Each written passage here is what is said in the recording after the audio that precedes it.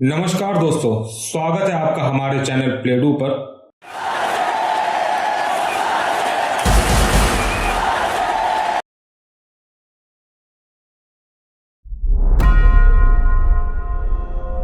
क्या एक ऐतिहासिक उपलब्धि टीम की हार का कारण बन सकती है? सचिन तेंदुलकर का 100वां अंतर्राष्ट्रीय शतक एक ऐसा ही पल था। क्या आप जानते हैं इस शतक के बाद भी भारत को हार का सामना करना पड़ा, जिसने क्रिकेट प्रेमियों को गर्व और विवाद के बीच उलझा दिया। क्या आप उस पल की कल्पना कर सकते हैं जब क्रिकेट इतिहास में एक नया अध्याय लिखा गया? 16 मार्च 2012 को सचिन तेंदुलकर ने अपने 100वें अंतर्राष्ट्रीय शतक के साथ एक ऐसा मील का पत्थर हासिल किया जो पहले कभी नहीं हुआ। लेकिन क्या यह शतक सच में खुशी का पल था या इसके पीछे कोई विवाद छुपा था? आइए जानते हैं। सचिन ने अपने करियर की शुरुआत 1989 में की थी और 99 शतक पूरे करने में उन्हें 22 साल लग गए। क्या आपको पता है कि 99 शतक के बाद उन्हें 369 दिन और 23 मैच खेलने पड़े थे? यह एक लंबा इंतजार था। उन्होंने कहा, जब मैं 99 पर था तो सभी लोग मुझे सलाह दे रहे थे जैसे मैं पहली बार खेल रहा हूं। क्या यह दबाव उनके लिए सहन करना मुश्किल था? आखिरकार वह दिन आ गया जब सचिन ने बांग्लादेश के खिलाफ अपने 100वें शतक की ओर कदम बढ़ाया।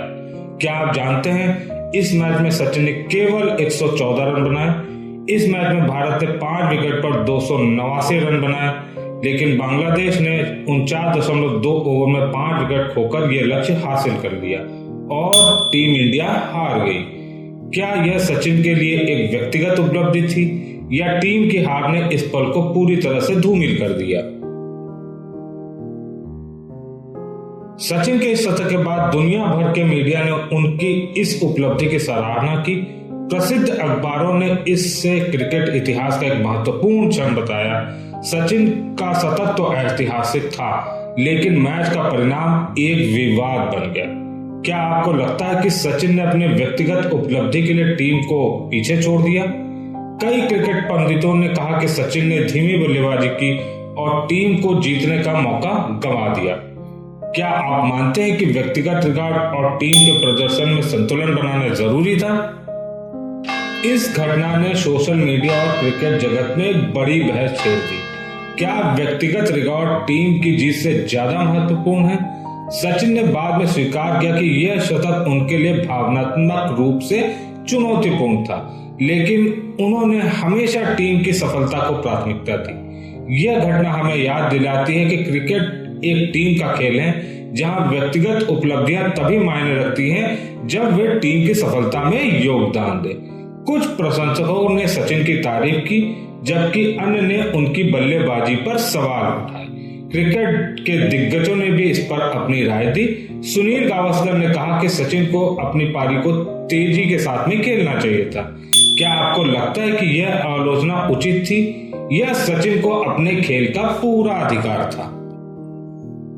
सचिन ने बाद में कहा कि यह मेरे लिए सबसे कठिन शतक था।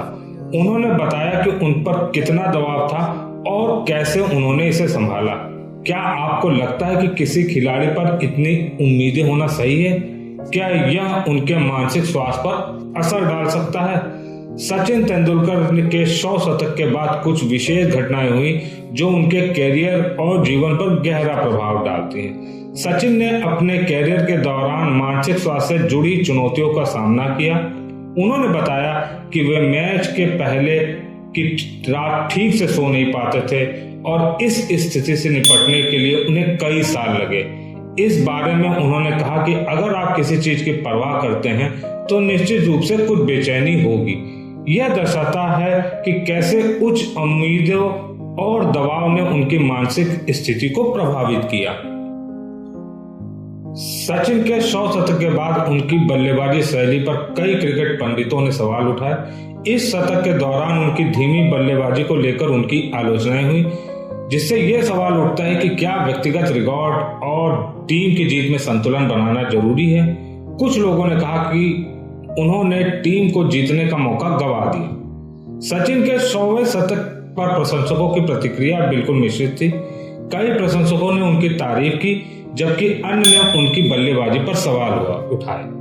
इस घटना ने क्रिकेट प्रेमियों के बीच नई बहस को जन्म दिया कि क्या सचिन अपनी व्यक्तिगत उपलब्धियों की तुलना में टीम के प्रदर्शन को प्राथमिकता देनी चाहिए थी। सचिन ने बाद में कहा कि यह शतक उनके लिए सबसे कठिन था। उन्होंने इसे हासिल करने में बहुत मेहनत की। उन्होंने बताया कि कैसे उन्होंने अपने मानसिक दबाव को संभाला और मैच से पहले खुद को शांत रखने का प्रयास किया।